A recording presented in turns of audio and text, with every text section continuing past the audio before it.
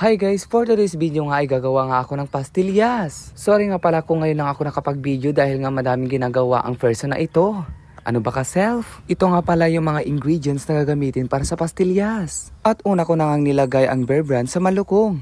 Uy! At sinunod ko na nga rin binuksan ang kondensada. Medyo nahirapan nga akong buksan ito dahil nga ang tigas ng lalagyanan niya. Uy! Ngayon nga lang ulit ako gagawa ng pastillas. Medyo wala naman kasi akong pera para makabili ng ganito.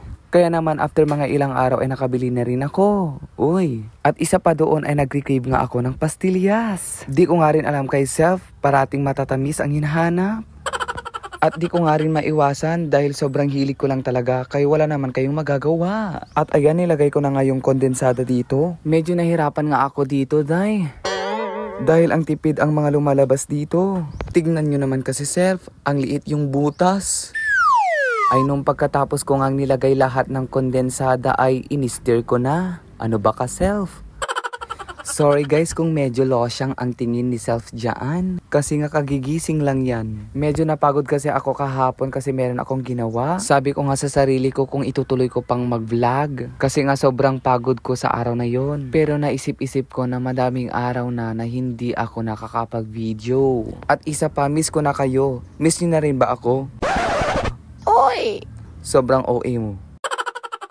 Ang hirap na kasi ngayon na mag-isip ng bagong content na i-upload. Kaya naman dali-dali ko na nga chinek yung mga videos ko kung meron na akong in-upload na kung paano gumawa ng pastillas. Kaya naman ito yung naisip kong content na gagawin. Malamang.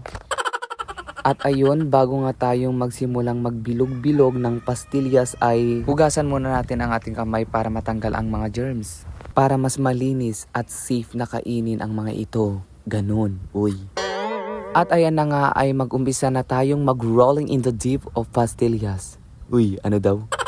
Then after shock. Then after dyan pala ay ganyan na yung style niya. Dapat perfect ang tingin, ganun. At ito na nga yun, dapat maayos at maganda yung pagkakagawa niya. At nung pagkatapos nga tayong mag-roll ng pastillas ay ilalagay na natin sa asukal para mas may lasa yung pastillas na kakainin natin. Ganun. Medyo madali talagang gumawa ng pastillas kaya gawin mo na. Go. Pwede mo rin ito ibenta o pagkakitaan para naman magkapera ka. Ano ba ka naman self? Pagkatapos mong kumain, masarap ito pampahimagas. Promises. So ayan, tapos na akong gumawa ng pastillas. Perfect! At akin ko nang titikman ang ginawa kong pastillas. Let's go! Samahan nyo nga ako.